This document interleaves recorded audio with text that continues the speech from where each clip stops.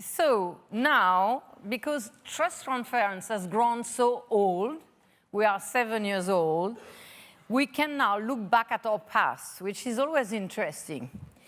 Those who were here in 2012 might recall that Barry Koch, who was then working at JP Morgan Chase, explained how, looking at the credit card data of its clients at the bank, he discovered and then uncovered a network of traffickers in a chain of nail salons in New York. And I thought it was fascinating because if you start to follow the money, then you're sure to find some dodgy things. So I told him we had to take action together and that we should convince all the other banks in the US, because this happened in the US, to do the same as JP Morgan Chase. So we decided to create the Bankers Alliance. But of course, if I tried to do that alone, nobody would know me because I was just starting in that field of trafficking. So I went to see Cyrus Vance, who was the Manhattan District Attorney, and I said, I need you to launch this action. Would you be up for the game? And of course he was. So we invited all the biggest banks in the US to come and discuss with us. So of course they all came because they were afraid of Cyrus, not of me. and we started the discussion on how they could incorporate into their software the red flags that Martina Vandenberg and many other NGOs specialized in human trafficking would design to show when there could be a pattern of human trafficking. The slavers use their credit card exactly as much as us. So if you follow the credit card, you could find a few things. So the first Bankers Alliance was launched in 2014. And at that stage, the six biggest banks in the US, among which Bank of America, Citigroup, JP Morgan Chase, Barclays, and a few others, plus Western Union, which is important, and FinCEN, which is the Financial Crimes Enforcement Network in the US, adopted these red flags. And soon after, the Manhattan DA reported a significant spike in the number of suspicious activity reports. In 2017, the Bankers Alliance was replicated in Europe with a toolkit for financial institutions, which was immediately endorsed by the Wolfberg Group of the 15 biggest banks in the world. A few months ago in New York, we updated all the set of red flags that we had done 4 years ago in order that they are up to date. And now we are doing this in Asia too. So to explain how this first action at Trust Women at the time had long-lasting impact, we have a star panel. We have Martina Vandenberg, who is the founder and president of the Human Trafficking Pro Bono Legal Center in Washington, D.C., as a moderator. And we have on the panel Cyrus Vance Jr., of course, the Manhattan District Attorney, Asif Saleh, who is the number 2 of BRAC, which is the biggest NGO in the world, but was also a very big bank, a BRAC bank. We have Eric Barnett, who is the regional head of Europe for financial crime threat mitigation at HSBC, and is a great specialist of the issue. And finally, Neil Giles, who is the director of Stop the Traffic, Center for Intelligence-Led Prevention. If you want to come on stage while we have a quick video.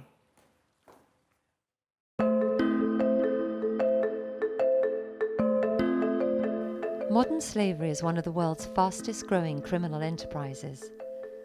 Traffickers make an estimated $150 billion a year in illicit profits, but the real figure is likely to be far higher.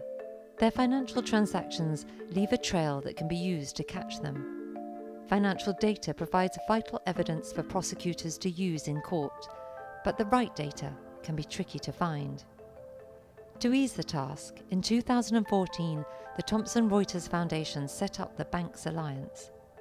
The initiative put together financial institutions, trafficking experts, and law enforcement agencies to develop tools to detect suspicious activity and allow prosecutors to follow the money. In 2015, the venture expanded to Europe, building on its success in the United States. But can financial institutions do more to hit traffickers in their wallet? And are there other business sectors where collaborative efforts can make a dent into slavery?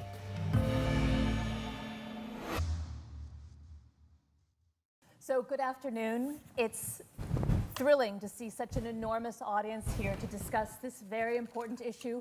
And I want to start with one number, which is $150 billion. That's the amount of money that the ILO says is brought out in forced labor every year. And this is a panel that's going to ask the question, where's the money? For those of us who were at the first meeting that Cyrus Vance Jr. called in Manhattan, we remember the very first opening lines. Looking out over a sea of bankers, I said to them, looking at you, all of you bankers, I don't see money, I see data. A lot of data. That $150 billion has to be banked somewhere. I want to give you one example from a recent report from the Financial Action Task Force report that was just published in July 2018. The Italian police managed to identify a labor trafficking ring operating with workers from India and Bangladesh. They brought the workers in with promises of work and legal visas. They charged them enormous recruiting fees. And when they arrived in Italy, they were required to open bank accounts, and they were required to immediately give their bank cards to the traffickers. And in addition, the traffickers set up companies, shell companies, in the victims' names. In all, they managed to launder 2.5 million euro using these tools. And one of the red flags that helped catch activities like this was that all of those ATM transactions, multiple accounts, multiple cards, multiple withdrawals, they all took place at the same time from the same ATM. And those are the kinds of red flags that we're looking for. So I think the fair question to start with today is, now that banks are engaged, does it work? And I think the person poised to speak about that is Cyrus Vance, because Cyrus, I think you actually have cases at the Manhattan DA's office. We do, Martina, but first I want to thank my colleagues, particularly those from financial institutions who are doing this work. I absolutely believe that the corporate citizenship that's being shown by financial institutions to help end trafficking is a reminder of how important and powerful those institutions are, and how much they, like us, care about ending what is a tragic condition that affects the world. Well, in order to have a successful sex trafficking operation like ours, the Manhattan DA's office, which is a law for office of about 600 lawyers based in Manhattan, you need to have the right laws, and New York is evolving toward the right laws, but they change from state to state. So first and foremost, you may have lots of help, but without the right laws, you don't have the ability to make cases. You need to have the technology, and Chris and Val, who were talking here earlier today about technology, that's technology that's very valuable to us. Memex, which enables us to do dark web analysis that identifies sex traffickers, identifies ads that can be used to build cases. You need the financing, but you also need the data, which is what you talk about. Sex trafficking cases have evolved significantly over the years. Years back, I think trafficking was really viewed as simply a sex crime. That is more along the line of just simply a sexual assault, as opposed to what it is, which is both a sex crime and a business crime. And so sex trafficking organizations need to be investigated with that in mind. We need to focus on providing services and identifying who the trafficked individual is, as well as doing the business investigation that will enable us to get some of the key proof. And the toolkit that's just come out this summer, 2018, I think is a phenomenal addition to the white paper that came out some years back. But to show you on information that came out from the white paper era, in New York, we don't necessarily have the large-scale international sex trafficking cases that you hear about, most of our sex trafficking cases, at least those that we've built to date, are around kids. Kids who are coming into New York City because they've been kicked out of their home. There may be drug or alcohol abuse. There may be anger from their parents if they come out to their parents and indicate that they're gay, or they may have their abuses of their own. But it's like a magnet coming to Penn Station. And so we were able, the Port Authority police officer, this is about a year or so back, was able to see that this one trafficker was hitting these kids up as soon as they came out the bus. And we really didn't know how to get into that case. But ultimately, and this is where the banks and the financial institutions come in, ultimately, we were able, with the help of Western Union, and Western Union was one of the early supporters of sharing information from financial services companies. Western Union was able to backtrack and find all the bus tickets that this trafficker had bought kids all around the state of New York. And in that way, we were able to identify the victims. We were able to provide corroborating evidence that can prove the crime. That case is now indicted and is headed to trial. But on top of that, what we are seeing in our office is using SARS. Those are the suspicious activity reports, which are filed by financial institutions when where there's an indication of potential fraud. We are looking at cases involving sex tourism, and we are looking to also make cases which may not be classic sex trafficking cases, but sometimes you just can't prove a trafficking case for lots of reasons, but you might be able to prove another crime like money laundering. We prosecuted a very tricky sex trafficking case several years ago. A father and son who had a very elaborate scheme operating out of Pennsylvania, bringing trafficked women into New York City. You'll find, and some of this people know very, very well in this office, that sometimes the trafficked individuals simply do not identify themselves as trafficked, and they will in fact testify in support of the trafficker.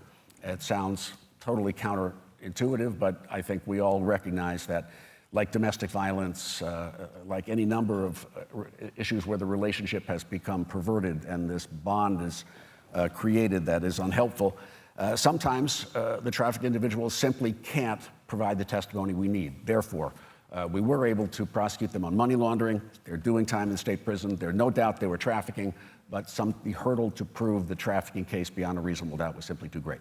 And interestingly enough, I think on that sex tourism case where you used bank data, you were able to show transfers to a tourism company, is that right? Well, I think it's in process, and so it's very much in the investigation stage, but we're, I think, using all the tools that we have, able to see a mountain of data and try to make sense of it to a smaller group of companies that we can then investigate more specifically. Right.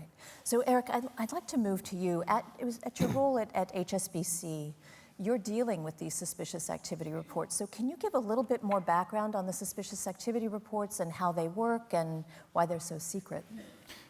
Sure. So let me give a brief anecdote if I could, because I think that may be the best way to explain how a suspicious activity report then becomes actually someone going to jail for instance, something like human trafficking. So a young woman walked into an HSBC branch, and she was closely accompanied by a man, and the man sort of strangely hung around her during the entire time she was in the bank. And this was observed by one of our branch officials who had actually seen her before and noticed that she only deposited large amounts of cash in a cash machine, even though there were open teller windows, which would be faster and more efficient in terms of depositing the money. And the man seemed to supervise the entire procedure. Having learned from law enforcement, so having learned from other cases what sort of indicators might be of human trafficking, she suspected this. And consistent with the training that she'd received from HSBC and law enforcement, she didn't confront the woman, she didn't confront the man, but rather she wrote basically what in essence through investigation became a suspicious activity report. We were able to look at the accounts, we were able to look at some of the typologies that are consistent with human trafficking, and file a SAR basically with local officials here in London. A SAR doesn't mean that there's actually criminal activity. What it means is that there's suspicion of criminal activity on behalf of a bank. It's a fairly low standard for us, but it's one that we take extremely seriously in terms of reviewing who our account holders are. And I think we might have some pictures of what that SAR turned into. So these are individuals who were actually arrested by police and sentenced for up to 2 to 5 years in prison here in London. I think there's 2 sets of them, so there might be another one. They're really very, very unattractive and scary-looking people.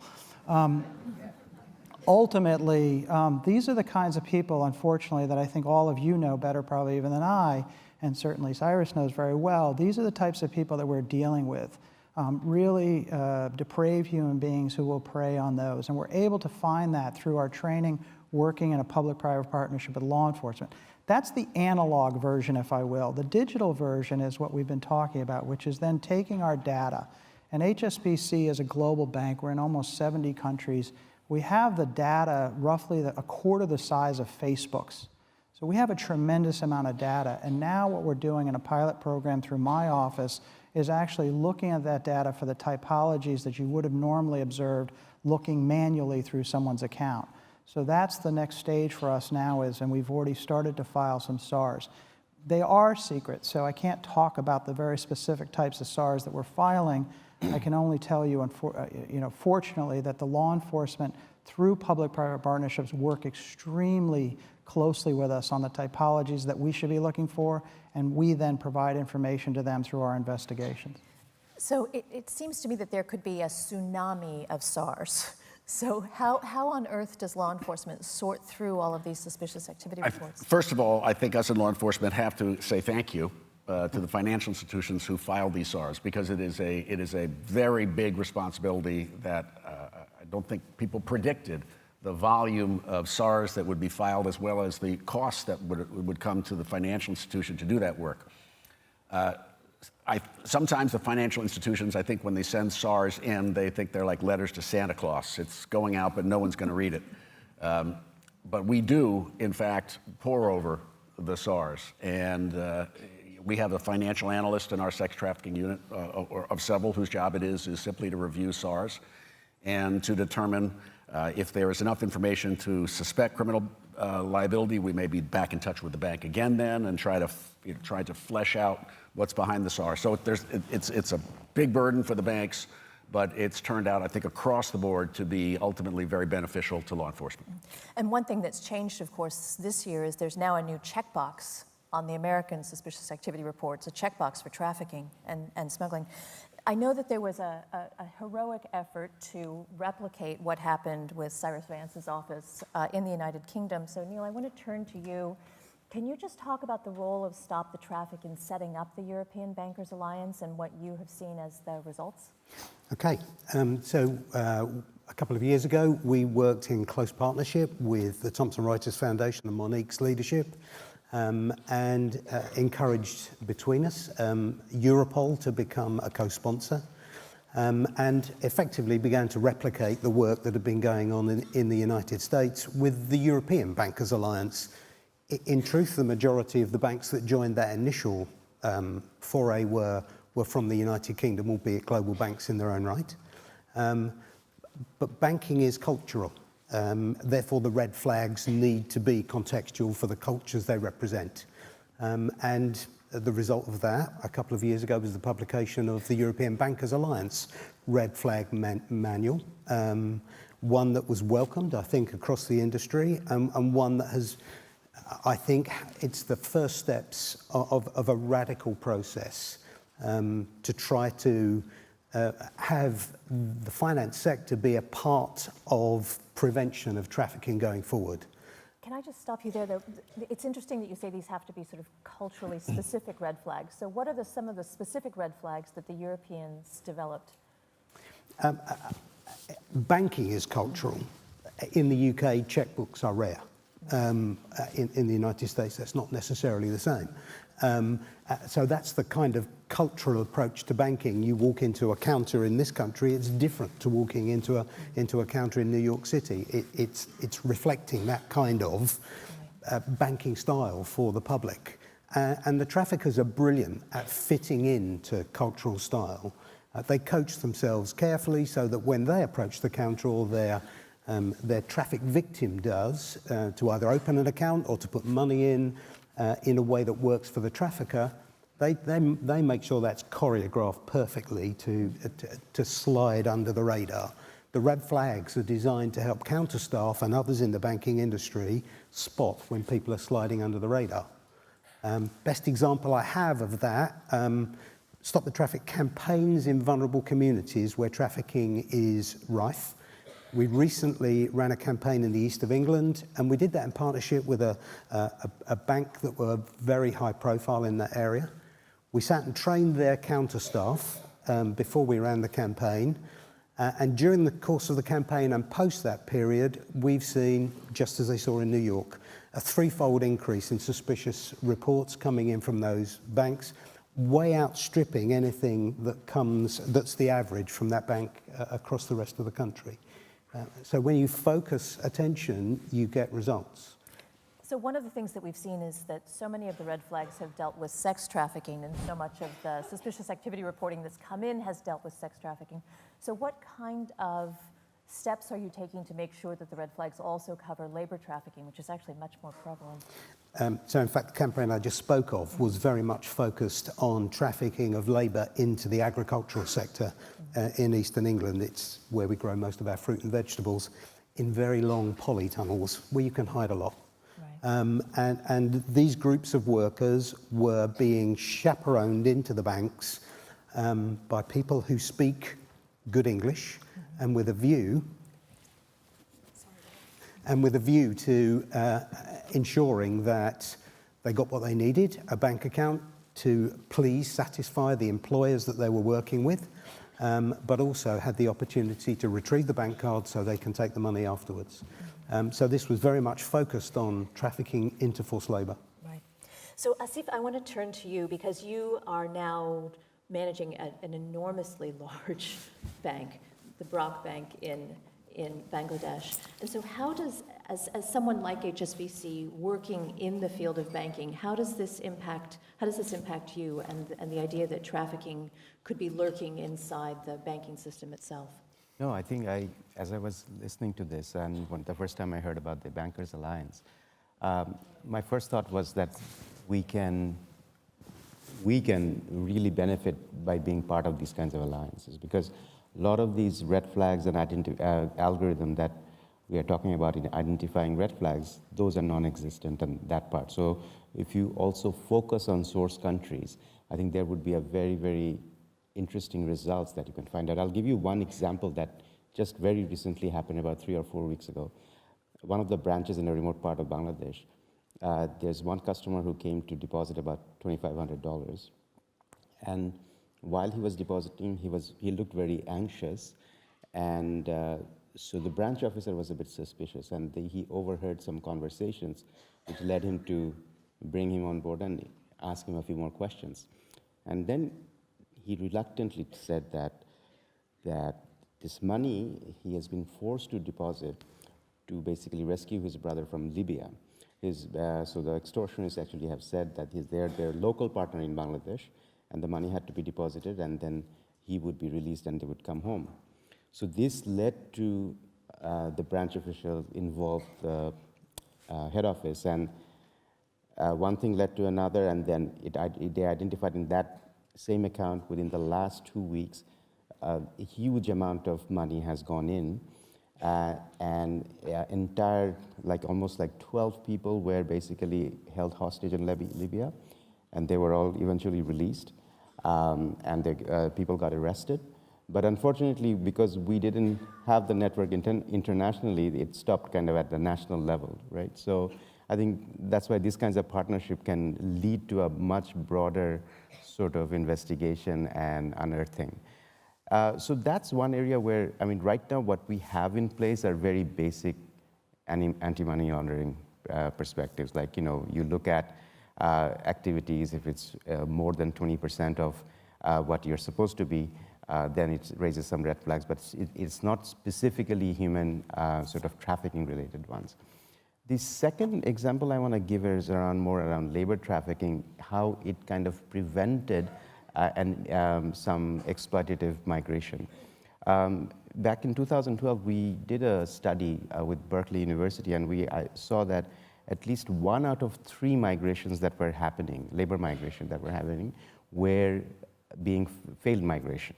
Because basically they were coming back either being scammed or far worse off after they came back because they were indebted with so much loans or other things. So we then introduced a financial product from BRAC Microfinance that it's a specific migration loan if people had to go out. But at the same time, before giving the migration loan, we would actually do a check of their visa, whether that's actually valid or not. So there was a G2G agreement with Bangladesh and about 13 countries. Then Bangladesh government gave us access to that database, which led us to being able to do those checks from the decentralized offices all around the country. And the product was such that, so only if the visa was valid from this check, and they would get the loan, and they would start paying back after they get their first paycheck. So the idea was that they don't have to sell their assets, they keep their assets, and they actually are not poorer by being abroad. So that actually had led to a huge success in terms of not only prevention of scamming, but at the same time, just in the last 5 years, we have disbursed over close to $50 million worth of credit, and at the same time ensured a lot of these safety checks before they go abroad. So these kinds of little interventions actually in the financial sector can make a big difference. So that's a very sort of interesting innovation. I think a lot of us are concerned that people have to pay to get a job at all. So no matter where they borrow the money from, the entire system is broken if actually people have to pay a broker or pay a recruiter to even get a job. So the move is, I think, against recruiting fees, but this is a sort of an interim step, at least to keep workers safe in the meantime. Neil, I wanted to go back to you because I know that you were in law enforcement here in the United Kingdom and did a lot of work on anti-money laundering and organized crime. So what lessons have you brought from the intelligence community into the work that you're now doing to set up the Banking Alliance? I'm hoping this one works, but I'm the only one. So the lessons I've brought with me from law enforcement are that you need to share intelligence effectively if you're going to be successful in building prevention programs. Law enforcement globally has struggled with the concept of prevention. And whilst I'm a great supporter of investigation and prosecution and rescue and rehabilitation, of course, neither of those things are cures of themselves. We've already heard that today. The big win for us is to get prevention working effectively. And the only way we're going to do that, we think, and we have some evidence to support that, is to use what we know to inspire programs in actors that have a disproportionate ability to bear down on the problem. $150 billion, as you've mentioned, is a lot of money, and a lot of that money goes through the banking sector. We need to give them more opportunities, more information to help them see those transactions, most of which are generally too small for them to spot. And I think that's actually a really important point. Eric, I'd like to go back to you because you've talked a little bit about sort of manual training of tellers and manual training of bank employees, but to what extent is artificial intelligence being used? To what extent are banks now using algorithms to identify systemic problems or patterns within the data sets? So it's a really very good question, and there is a trend, and HSBC, I think, is just one of a number of banks that have started to go to intelligence-led financial crime risk management, and that's being applied in the human trafficking area now within my office, as I said, as a pilot program. Asif has pointed out the problem with transaction monitoring. Just looking for a certain red flag based on one transaction within millions that go through accounts of large worldwide banks is not an effective way to frankly find financial crime or the underlying predicate offense. In essence, what you have to do is start to look holistically at the customer. Who is the customer dealing with? What transactions is the customer making to potential sites, for instance, that traffic in human beings, either for sexual or labor exploitation? And ultimately, you have to build a model that we understand. If you looked holistically at the client and the customer, what could that possibly look like as someone who's engaged in human trafficking? So that's exactly where artificial intelligence comes in and machine learning comes in as investigators build that model, and the machine learns by clicking on a particular transaction. That transaction obviously has relevance to an investigator from a inculpatory purpose. So one problem that we've seen is the law of unintended consequences. And I think a good example is after 9/11, there was a list of names of potentially suspicious persons, and people had their bank accounts closed willy-nilly, people who were purely and completely innocent, but who happened to share the name with someone who was on that list put out by the Treasury. So how are banks, and also Cyrus, how is law enforcement making sure that sort of false positives don't cause harm to people who are voluntarily working in the sex industry, or people who are working as strippers in completely legal industries? How do we prevent harm to that community as we use banks to seek out data on trafficking? Yep, thank you. I'll take that, just the financial part. This is why, as Cyrus alluded to, we do spend a lot of money on this. Banks actually worldwide spend about $8.2 billion a year investigating financial crime. And part of that is I have about 300 financial crime investigators, not as large an office as yours, but I have a good number of financial crime investigators that make sure that when we do turn over a SAR, while the suspicion threshold is relatively low, we still want to make sure that it actually is somebody we strongly believe is engaged in financial crime. And then we rely obviously on the law enforcement, but also in a public-private partnership. If we get more information about particular individuals and particular typologies, we can narrow our focus tremendously to really focus on the bad guys as opposed to, as you say, the false positives. And to answer your question, I think law enforcement may work off tips or information that makes us want to investigate, but it is absolutely essential that we verify who it is we're dealing with and whether there is truth to any allegation that may be associated with that individual. So we have lots of tips that come into us on all sorts of crimes, lots of investigations, but quite honestly, that's tens of thousands. But out of that, we only make a certain number of cases, and it's based upon intelligence gathering. I would say that at the local level, I think what's happening in America, and certainly what happened in our office, and I think it's coextensive with what Monique and all of you have done with Trust, is that law enforcement has really stopped looking at trafficked individuals as prostitutes and looked at them as prostituted men and women who are more than likely the victim of trafficking. So our office, when I started 30 years ago in the office as a young man,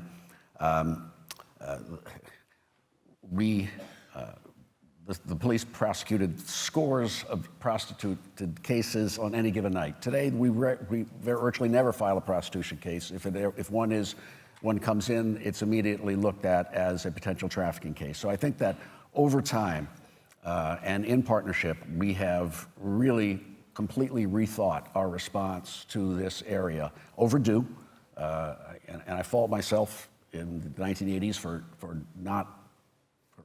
not seeing what was before me, but slowly, and I think almost all around the country now, there's been a huge change. And now there are actually teams of lawyers who are vacating those convictions. In our the office, historical yeah. convictions. Yeah. So we just have a few moments left, but I actually think that there's tremendous expertise in this room, and there may be a large number of questions. I would repeat Andrea's admonition this morning, please make it a question. But we will turn to the audience now. If you have a question for any of our panelists, please raise your hand, and someone will run to you with a large number and also a microphone. As we're waiting for questions from the audience, I just want to go back to Asif. One of the major problems confronting Bangladesh now is the influx of refugees and the Rohingya from Myanmar. So I'm wondering what you're seeing in terms of trafficking in that community and what the bank is doing to prevent that. Thank you. Trafficking is rampant in that area. It has become a huge problem because that belt where the refugees have come in historically have been a kind of a crime belt, in a sense, with a lot of drug trafficking, human trafficking was already taking place. But the challenge is that a lot of these are cashless, right? And Bangladesh's economy still is a hugely unbanked, there's a lot of unbanked population. As a result, it's difficult to track. So when the influx came in from Bragg Bank, what we did was we did a kind of a check of the activities of people who are likely to be traffickers, like the boat drivers and the various leaders in the community and all that. but we didn't find anything unusual activity, so that doesn't mean that anything actually, but it led us to believe that there's a lot of underhanded dealings going on. Even 2 days ago, there was 33 women were stopped by the Coast Guard, all of them were Rohingya women. And so it is a major challenge, and I'll speak about it tomorrow's panel in the morning as well. Thank you. Yes, Monique, please. As nobody else has a question, I have one. I'm always mesmerized by how much money, and the question is to the bankers, by how much money the banks spend to make sure that there is no money and anti-money laundering, and they don't spend as much money for trafficking, which is a much bigger human crimes. So my question maybe is wrong. Maybe it should be to law enforcement and say why law enforcement don't pay as much attention to human trafficking than to money laundering. I'll let the bank answer that. Monique, I think there is an evolution, and you and the people in this room are very much the reason that evolution is gaining the momentum it has been. I do not think that there is the same awareness. I'm not going to speak about myself personally, but there is not an awareness about sex trafficking in the United States, for example. In fact, I think it is relatively not considered by the majority of the population. So if no one believes it's there or doesn't know it's there, then they are not looking to find out how to identify it and prosecute it. I think that is changing. I think we saw this, as I said earlier, in domestic violence. I think we have a very different attitude toward how to manage domestic violence situations today than we did 35 years ago. It took America 35 years to figure out what to do with seatbelts, that would save lives. And I think trafficking is moving very quickly, but it does not yet have the awareness of that it should have in certain parameters. We spend, Carolina Holderness is here today, she's the head of our trafficking unit and does a phenomenal job. We spend a lot of time in our office on trafficking. So I can say that, but I know you, and I couldn't face you unless we spent a lot of time on trafficking. We could no longer be friends. But so it depends on the office, but we certainly spend what I think is just about the right amount of time making sure that trafficking cases don't slip between the cracks. And Eric, do you want to also address that about the... Yeah, I think a lot of it is localized. I think if you look at the National Crime Agency here in London, if you look at their annual crime priorities, human slavery, human trafficking is right up at the top. So therefore, for our regulators, we like to tell them we're in line with the priorities of the local crime agency. So therefore, that's why we're running this pilot program, and that's why we've done training for the tellers and worked with Stop the Traffic, et cetera. So I think a lot of it is localized. I think you'll always see priorities between the law enforcement, the banks, and the regulators probably cycle as we go through.